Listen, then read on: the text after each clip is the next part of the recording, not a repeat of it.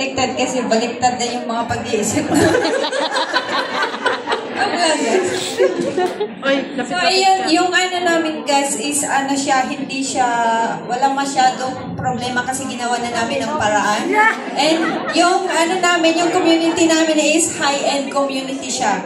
So yung entrance, yan kung makikita nyo nandyan, entrance, tapos meron na kami dyan yung... Pwede mo pong lapitan ituro mo para makita. Kasi nalilito din ako.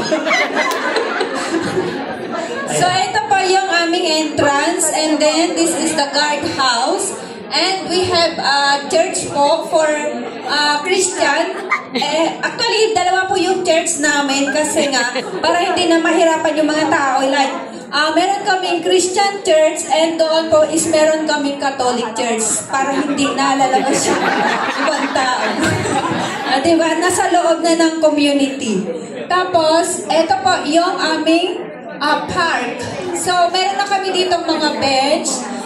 Ayan, kumbaga may mga ano na dyan, halaman, mga ganyan, pwedeng magpahinga yung mga tao, mga like, sa family kapag gusto nila mag-gathering kapag weekend, dito na po sila.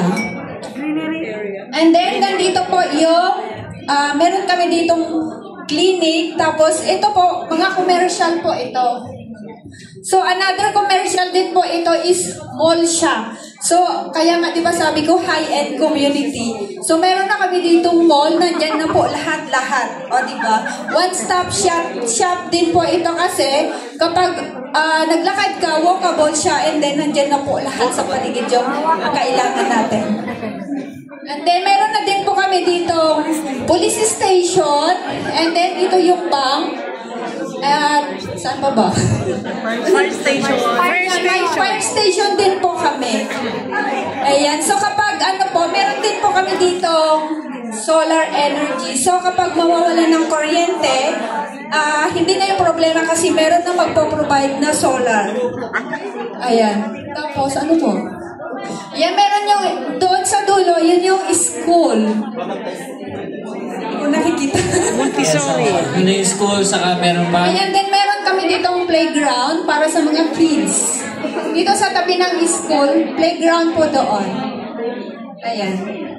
So kapag wala din pong ano, meron din po kaming internet connection which is Globe and Smart. Ito yung tower namin, di ba? Sana maintindihan nyo, yun yung Globe and Smart. Okay. Nasa gitna ng kalsada. Okay. Tabi naman na.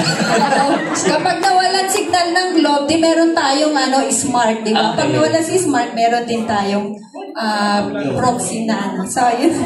Okay, thank you so much.